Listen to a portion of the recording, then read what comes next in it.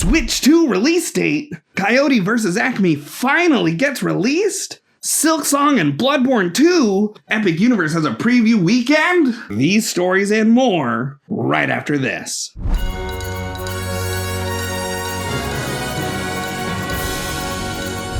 Welcome back to another episode of Good News with Jay, where we share good news of the world and highlight the helpers in our local and global communities. Let's not waste any time and jump right in. Coyote vs. ACME has officially been saved from the Warner Brothers vault, with Ketchup Entertainment swooping in to snag the worldwide rights for around $50 million. This live-action CG hybrid stars Will Forte, John Cena, Lana Condor, and Tony Bell. And also follows Wile E. Coyote taking ACME to court for all those disastrous products. After Warner Brothers nearly canned it for a sweet tax write-off, the cast, especially Forte, weren't thrilled. But now, thanks to Ketchup, the film will get its time to shine, bringing Looney Tunes fans old and new a wild mix of nostalgia and new school storytelling. Huh? Hey, Larry, what are you doing? No, don't pull that lever! No!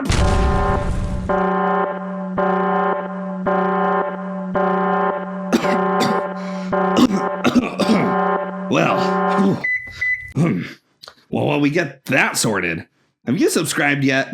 Well, why not? It's the single best way to support us.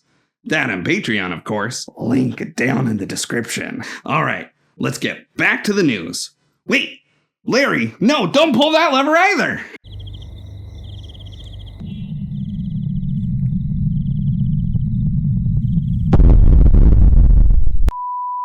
After nearly 100 years of serving up scoops of joy, Superior Dairy in Hanford, California has been rescued by the Steinfeld family, local dairy legends. The iconic ice cream shop, which has been a landmark since 1922, was about to slip into history after co-owner Susan Bowden-Wing's sudden passing. But fear not, the Steinfelds, who probably have milk in their veins, swooped in to save the day. Or should we say, scooped in? You know, like ice cream. They've got big plans to keep the oversized scoops coming. See, I told you, scoops. Along with a promise to invest in the beloved shop and its quirky black and white building. The family, who's been eating their way through Superior since forever, are ready to mix some dairy magic with a dash of local love, ensuring this sweet spot continues to serve the community for generations to come. The Asian small-clawed otter, which we all assumed had checked out of Nepal for good 185 years ago, has decided to make a grand comeback. It was spotted chilling by the confluence of the Rangoon and Puntara rivers in Data Lahore.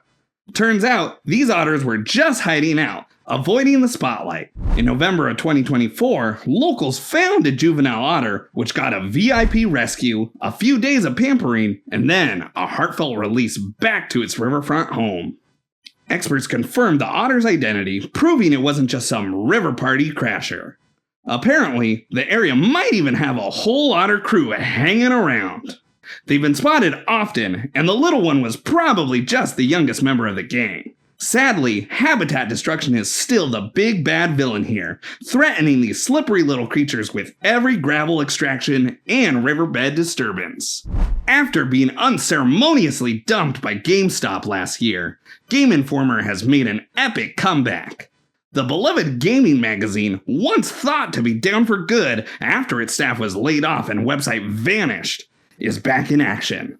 The site has returned with old articles, and editor-in-chief Matt Miller announced the whole crew is back. It's like a gaming reunion tour. The revival is thanks to Gunzilla, a game developer co-founded by Neil Blomkamp. Yes, director of District 9 Neil Blomkamp. And you know, that Alien sequel that everyone wanted to see, but it never happened. Really wanted to see that Alien movie. And he had a Halo movie. Gunzilla promises that Game Informer will remain independent, delivering the latest gaming news, reviews, and drama. Digital copies of past issues are available now, and print editions are coming soon, bigger and better than ever. With extra perks and more experts. Game Informer's back, baby. Stay tuned. The Wallace-Annenberg Wildlife Crossing is officially making strides toward becoming the world's largest wildlife freeway overpass. Okay, but like, is that actually that impressive? Who are we competing against? How many wildlife freeway overpasses are there? Workers recently started laying down soil on this 101 freeway sky bridge, designed to help animals like mountain lions, deer, and bobcats safely dodge traffic between the ACME Hills and Santa Monica Mountains. While it's too late for LA's most famous feline, P22, to use the bridge, future mountain lions will have an all-access pass to roam for food and mates without the risk of becoming a freeway speed bump. The $92 million project, backed by the Annenberg family, started in 2022 and will be done by 2026. It'll feature native plants, trees, and enough eco-friendly soil to cover almost an entire football field. Let's just hope the animals don't start building a traffic jam of their own.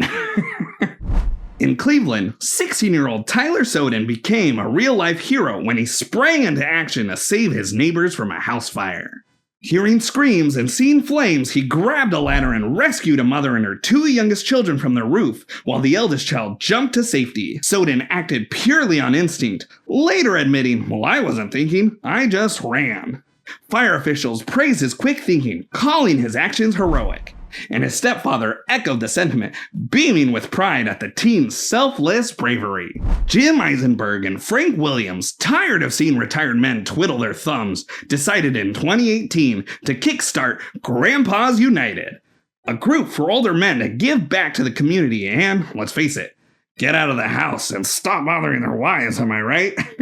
The group, now 60 strong, pairs retired grandpas, whether they have grandkids or not, with young boys and dads who need guidance. They help kids, mentor young fathers, and share life wisdom like never trust a man who can't shake hands properly. Studies show that volunteering not only makes grandpas feel like superheroes, but also helps them keep their brains sharp and their social lives alive. Who knew that a bunch of retired men playing chess with kids could be a win-win for everyone?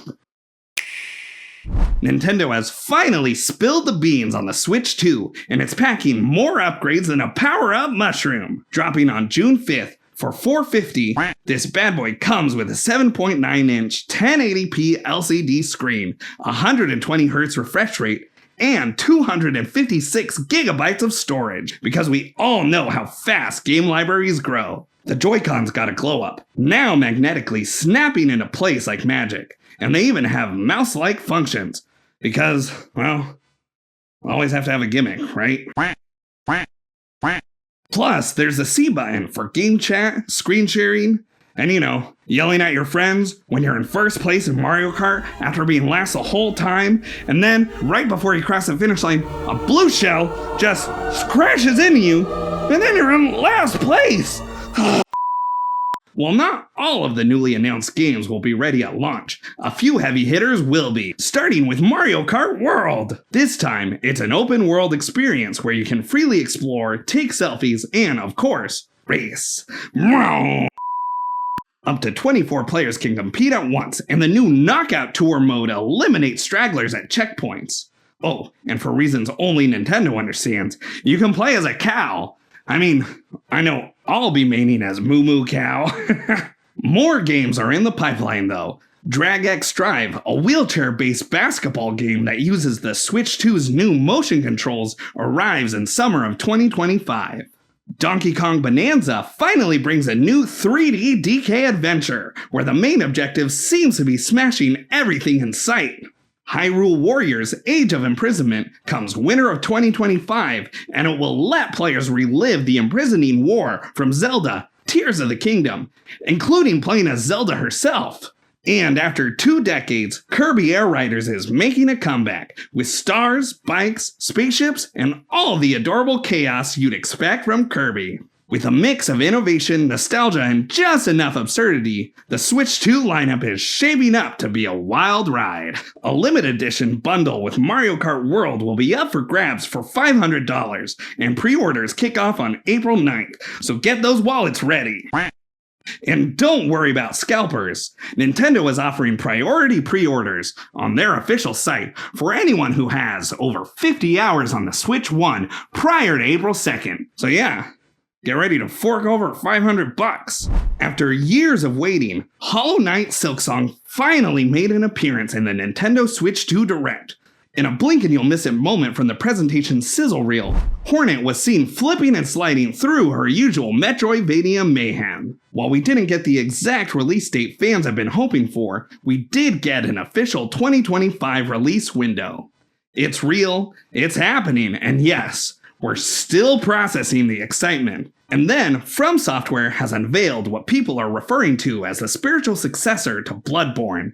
Though, for legal reasons, no, it's not Bloodborne 2. It's the Dusk Bloods, a dark, vampire-themed multiplayer game exclusive to the Nintendo Switch 2. The game, supporting up to 8 players, showcases FromSoftware's signature challenging combat and immersive world building. The cryptic trailer hints at a blood-based transformation, eerie cityscapes, sword-wielding warriors, and even a jetpack-wearing creature. No exact release date yet, but expect the Dusk Bloods to arrive sometime in 2026.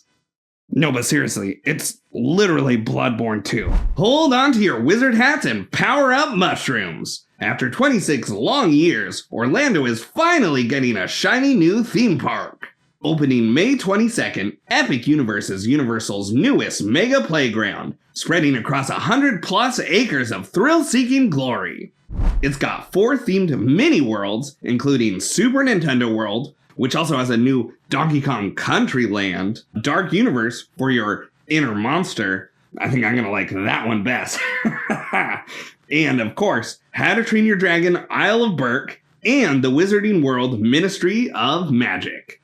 All roads lead to Celestial Park, a dazzling central hub that's 1 part Enchanted Forest, 1 part downtown hotspot, and possibly 1 part spaceship. You'll zoom between parks via fancy portals, dodge lines with facial recognition tech, and even your bathroom breaks will be on theme. Hotels? Yup, there's a luxury one starting at $490 a night, if you're feeling fancy, and 2 budget options if you'd rather splurge on butterbeer. Tickets start at $139 because fun has a price tag, and let's face it, Universal wants your wallet to come along for the ride too.